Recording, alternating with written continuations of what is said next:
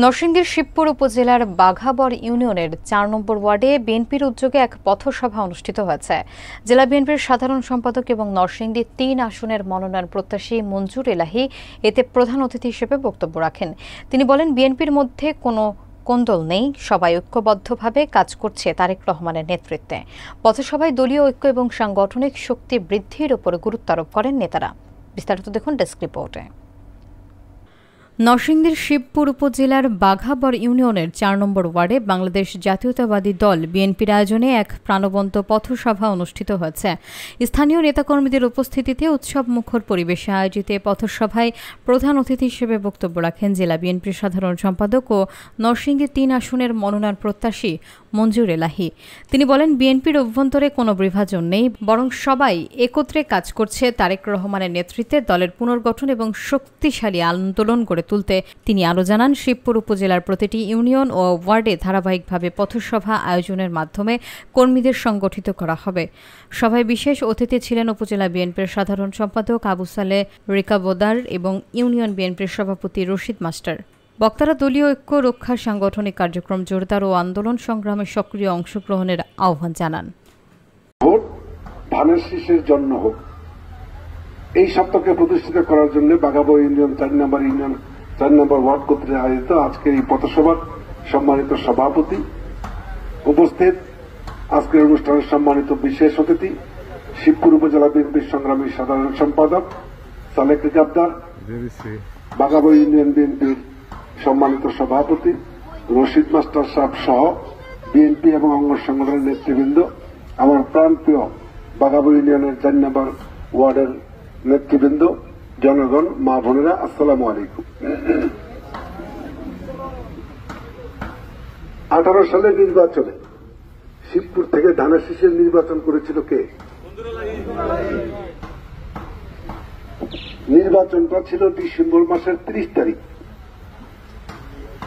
1 মাস নির্বাচন করে শেষ করলাম, আর 2 দিন পরে নির্বাচন।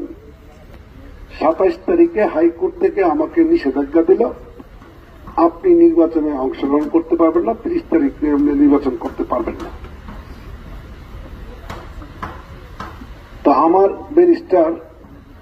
ব্যারিস্টার কাজল ভাই, উনি বিচারপতিকে প্রশ্ন করলেন যে কি কারণে মঞ্জুরুল আইন, অপরাধটা কি?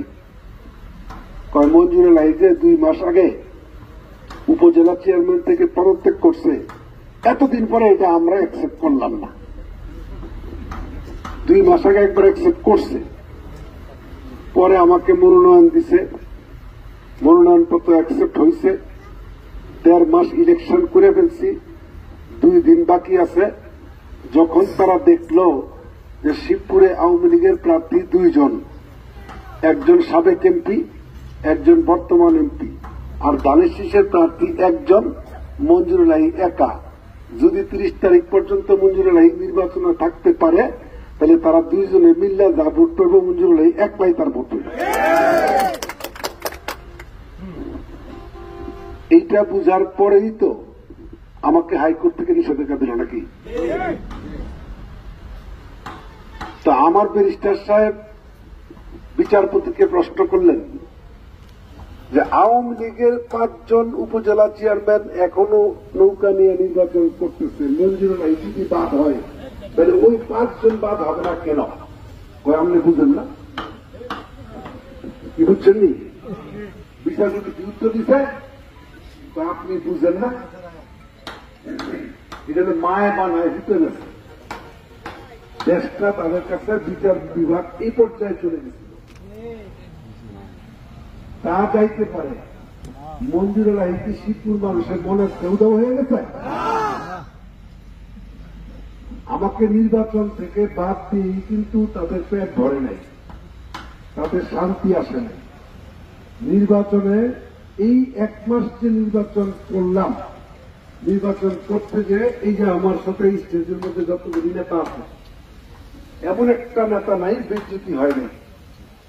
আমার সাথে তারা প্রোগ্রামে ছিল, আমার উপর হামলা হয়েছে কিন্তু 4 দিন, এর মধ্যে কিন্তু 2 দিন আমার গুলি করছে, গুলি লাগাইতে পারে নাই। তোরে না পাইলে কি বল, তোর বিয়ারে তো পাবো। সে কারণে কিন্তু এই 4 দিনে মিলে আমার 22টা গাড়ি বানছে, 40টা মোটরসাইকেল বানছে।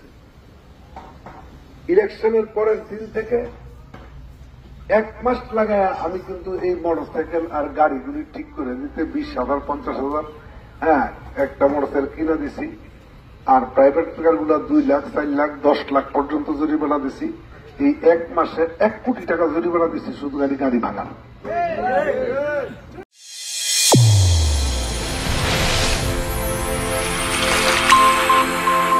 চ্যানেল A1 হৃদয়ের স্পন্দন।